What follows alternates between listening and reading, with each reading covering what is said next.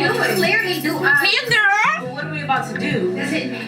We're kicking. I'm chilling, I'm good, I'm kicking back in the body, I'm chilling. You know, so going to see my mama, going to see my Gonna see my mom and gonna see my daddy. going to the Fox Hills Mall. You know what I'm saying? Mall. Like, you know. Comment ça allait les gens?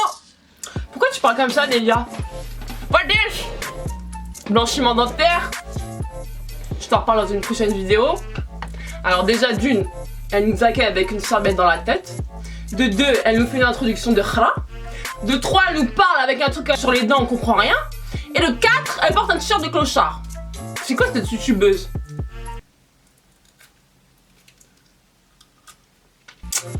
Je ne sais pas. Je ne sais pas ce que tu fais abonné sur ma chaîne. Ok, c'est simple, je te désabonne, je mets mon dislike. Mais non chérie, ne le prends pas mal. Je rigole avec toi. Je te fais marrer. Même si je m'affiche les 3/4 du temps sur ma chaîne. It's good baby. Aujourd'hui on se retrouve pour quoi? I need to talk with you. And I want to talk with you. Je viens de faire une teinture. Encore elle a fait une teinture. Oui. Oui. J'en ai marre. J'ai trop de cheveux blancs. Ma mère me dit que c'est à cause de mes études. Moi je veux me lancer dans un doctorat. Du coup à la fin je vais avoir la tête qui est complètement... Je pense que c'est plutôt héréditaire. Elle nous raconte sa vie mais qu'est-ce qu'on s'en fout. Aujourd'hui je me suis dit bon, je vais vous faire mon brushing. Étant donné que je vous l'avais dit dans une ancienne vidéo. Du coup, Bibiche, j'ai voulu le faire avec toi, en direct, et te parler un petit peu. C'est pour ça que c'est dit I want to talk with you baby. Bon, on va parler de quoi aujourd'hui?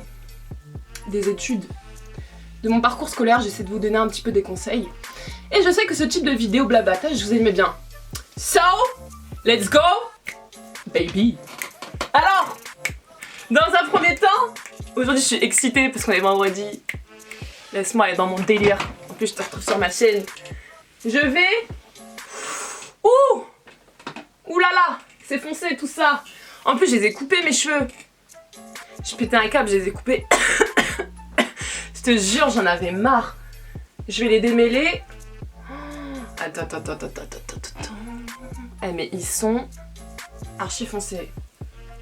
Archi foncés. On va voir ce que ça donne. Du coup, j'utilise un soin pour les cheveux de chez Dove. Que j'ai acheté à Action, je crois pour 2 ou 3 €.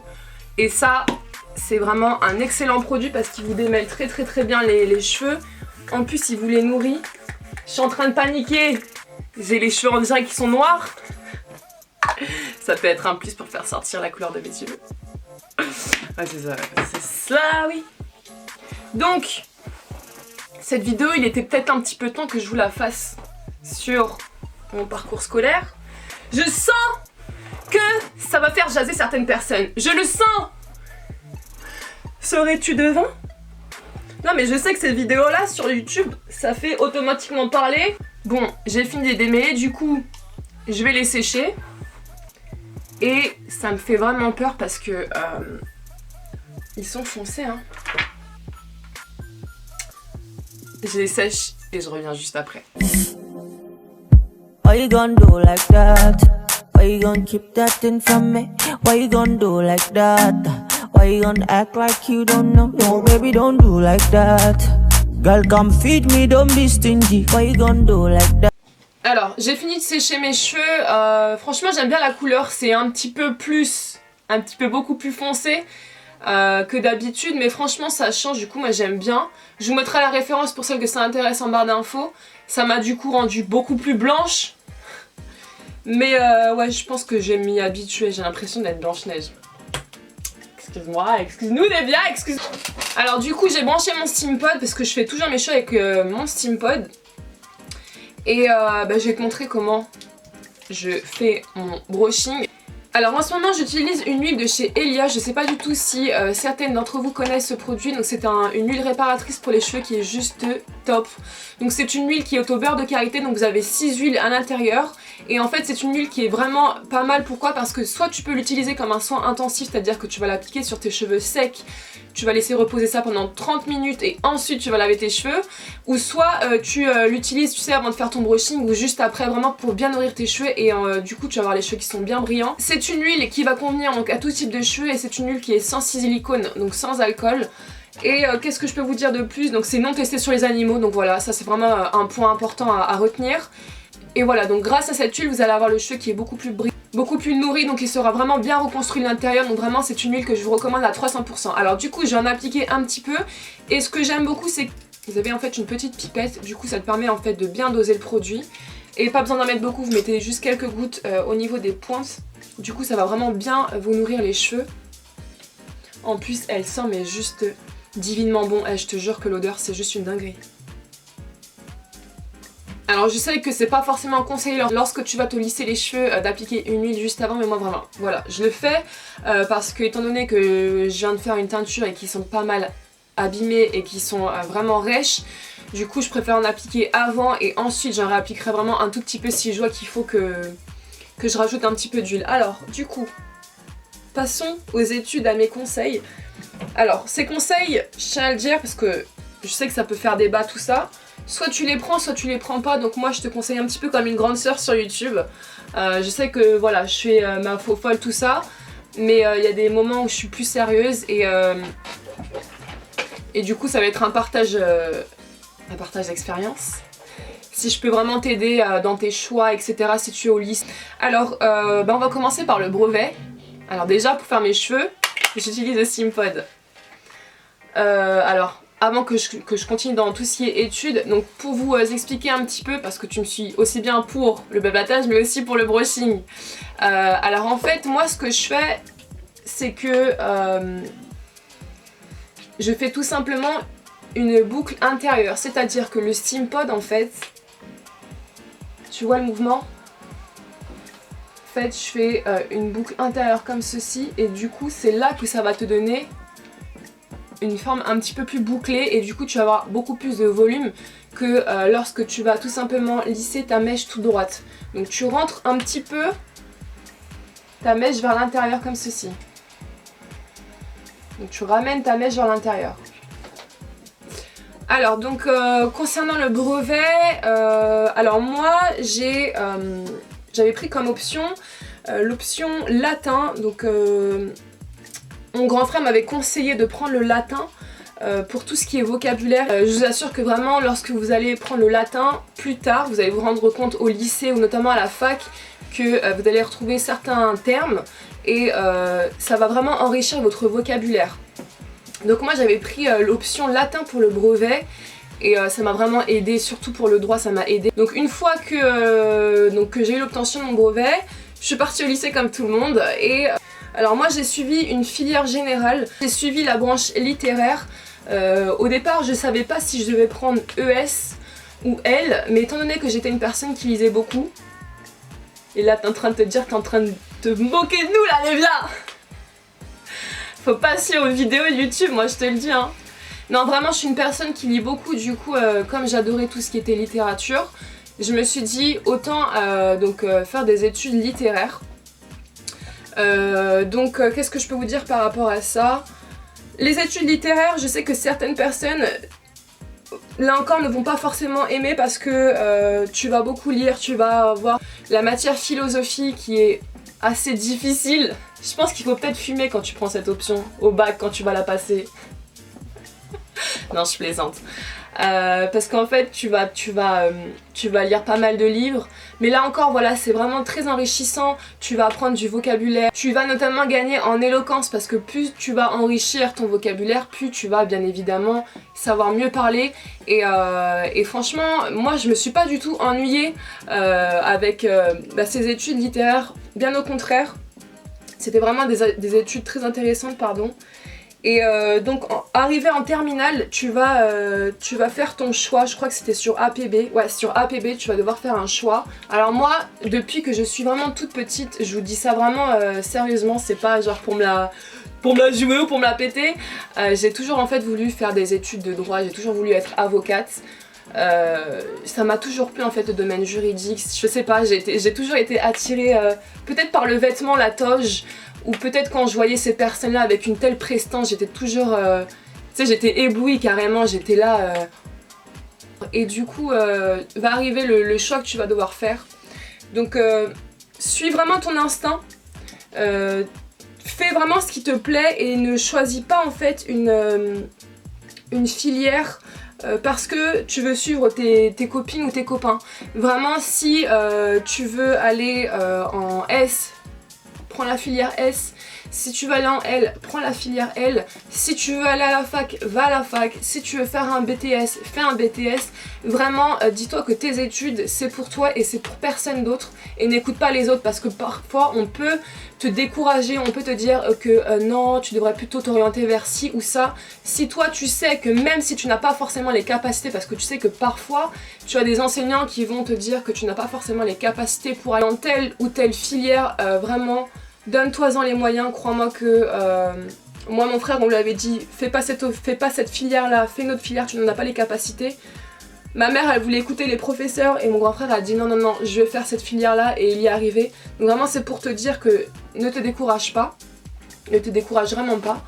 Alors donc moi ensuite une fois que j'ai eu l'obtention de mon bac, je suis partie directement en fac et quand je te dis déjà tu passes du collège au lycée, tu as vraiment un changement, mais là quand tu passes du lycée à la fac, c'est radical le changement. C'est vraiment radical, t'es un petit peu perdu parce que on va dire que quand tu as ton bac, c'est vraiment là où tu te dis ça y est en fait, tu deviens vraiment une personne adulte, t'es face à tes responsabilités, c'est une façon de parler.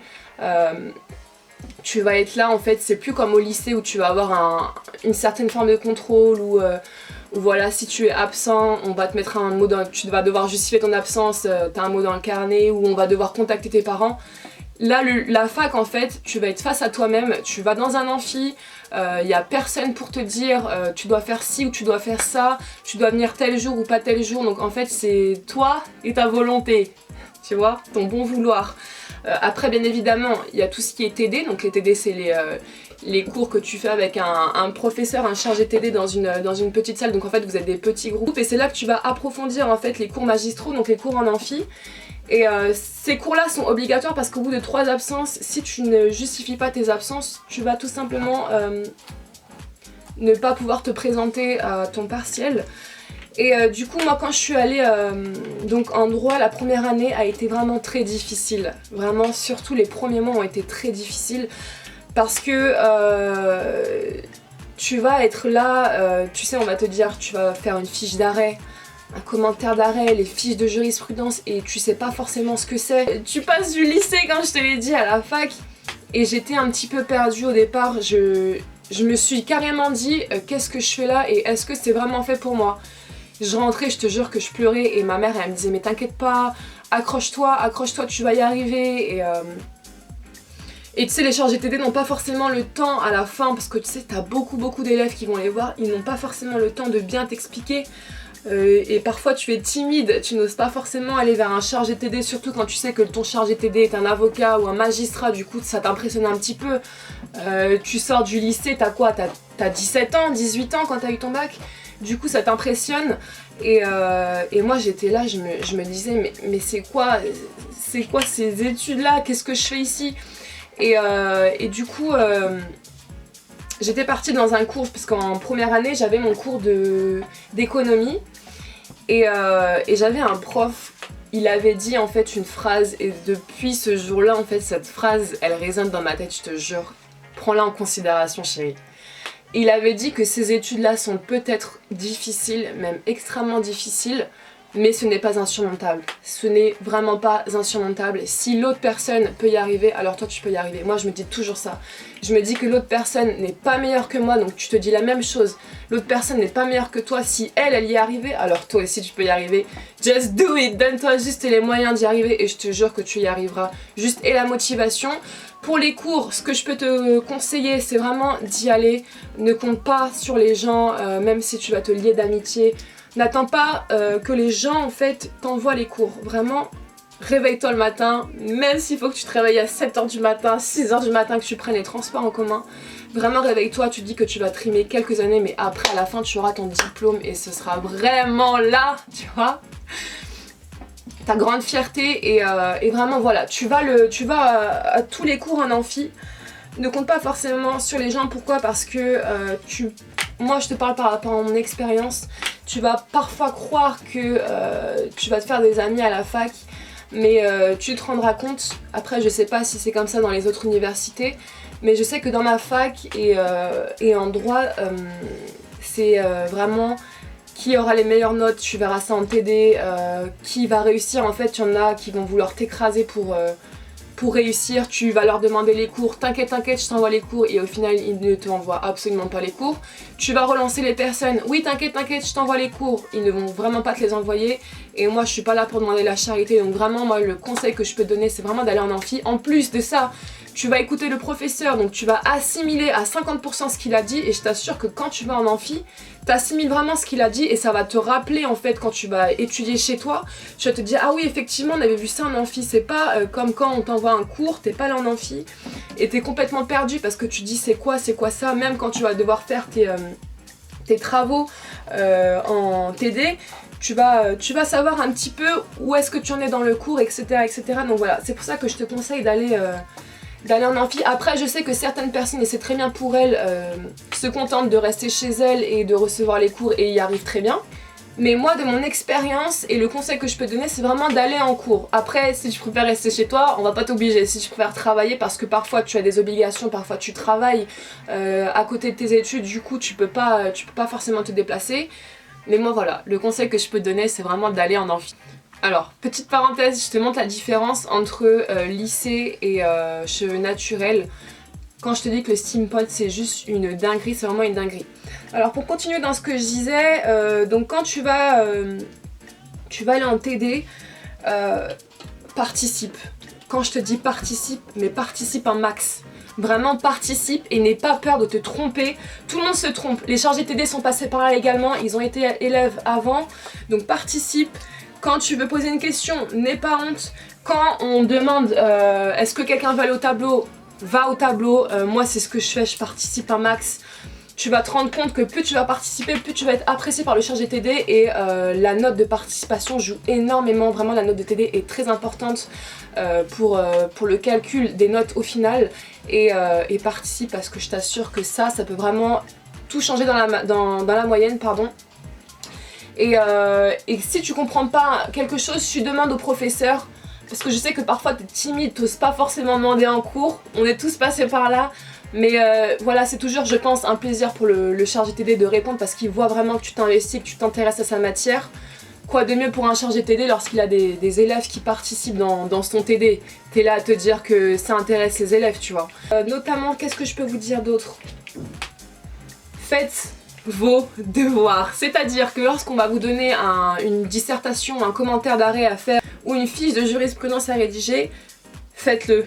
Faites votre travail parce que n'attendez pas la dernière minute, ne vous dites pas que je vais attendre la fin du semestre parce que après voilà, là encore ça dépend les universités, mais tu as des chargés de TD qui vont te dire à la toute première séance, voilà je vais ramasser 2 copies, vous me rendez les copies que vous souhaitez et généralement en fait la deuxième copie qu'il va ramasser c'est pour rehausser ta note, il prendra toujours la meilleure note des deux.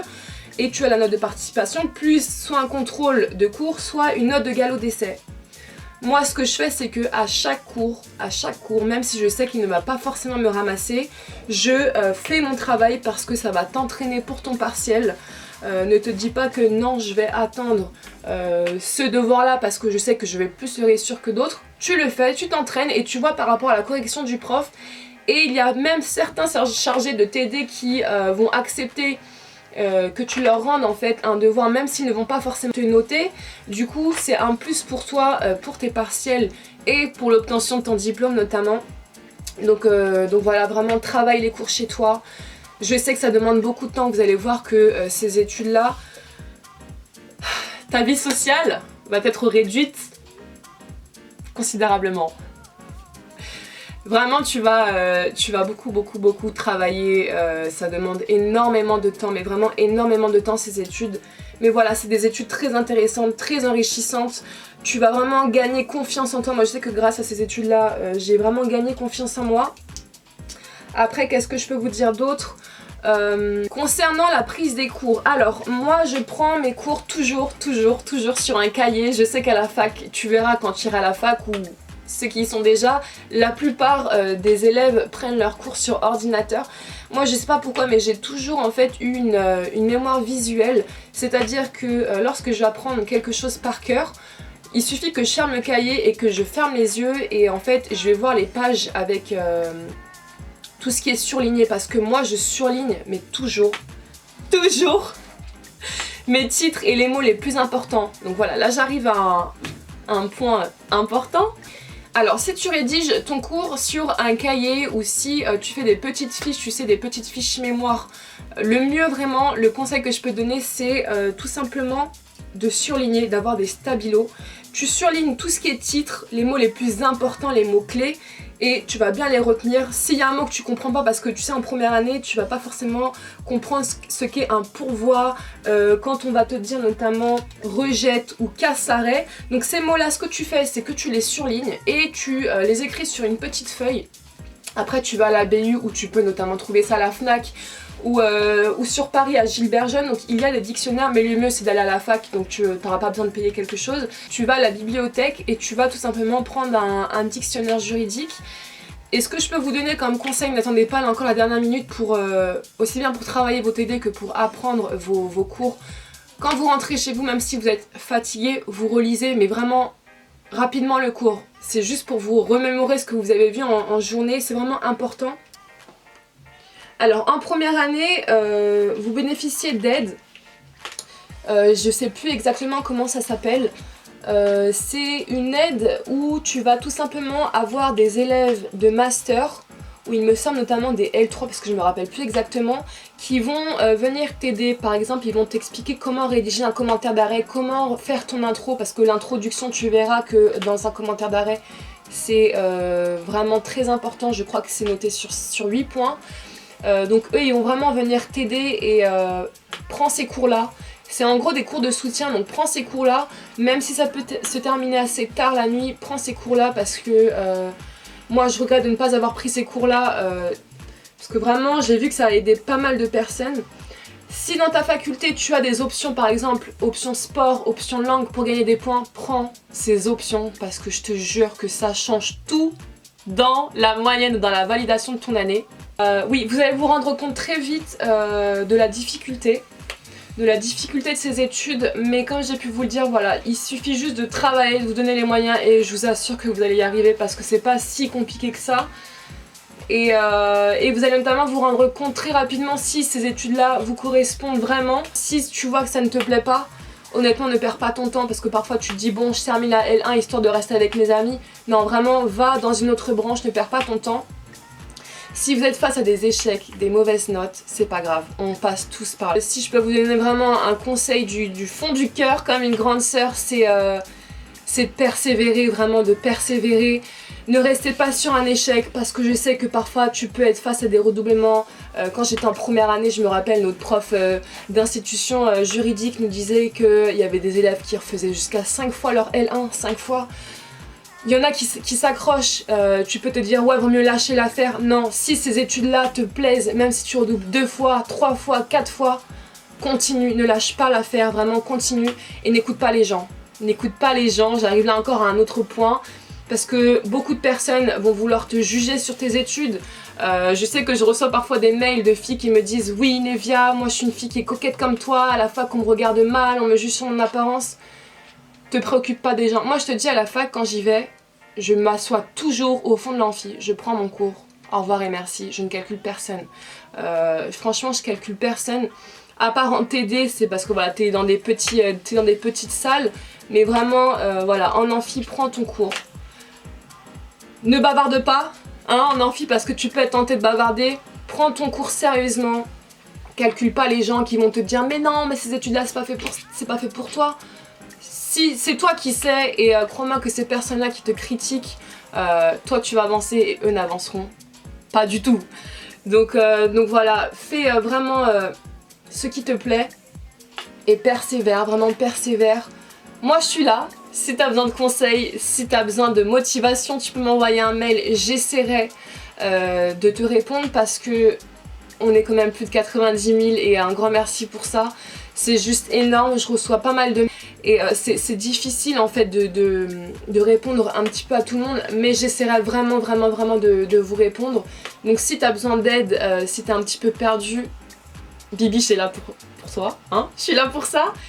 Alors j'ai fini de faire mon brushing, la couleur est spéciale donc je suis pas habituée à avoir les cheveux aussi foncés, mais bon. Ça va s'éclaircir avec le temps, on va dire que c'est pour la période hiver. Et après je pense que je les éclaircirai peut-être au printemps, mais en tous les cas ça va bien camoufler mes cheveux blancs. Enfin bref, tout à l'heure, donc pour continuer un petit peu dans mes conseils, pardon, donc tout à l'heure je vous ai dit que les études juridiques demandaient pas mal de temps, de concentration, il faut être assidu. Mais vraiment voilà, les week-ends, prenez du temps pour vous, pour décompresser. Pour vous détendre, parce que si tu travailles de manière acharnée, crois-moi qu'au bout d'un moment tu vas péter un câble. Moi c'est pour ça que je fais mes vidéos YouTube et heureusement que je vous ai vous. La petite équipe. C'est là que je prends vraiment du bon temps, que je délire avec toi, que je laisse éclater ma joie et ma folie surtout. Et donc voilà, vraiment prenez du temps pour vous, persévérance, assiduité, confiance en vous, détermination, ne pas écouter les gens et croyez-moi que vous allez y arriver. Ce sont les clés du succès, baby. Donc voilà, bah moi j'ai fini cette vidéo, j'espère qu'elle vous aura plu et j'espère avoir aidé certaines personnes. Si vraiment vous n'êtes pas bien, si vous avez besoin d'une source de motivation, vous pouvez m'envoyer un mail, ce sera vraiment avec un grand plaisir de parler avec vous. Moi je vous laisse, je vous dis à la prochaine et prenez soin de vous, ciao ciao.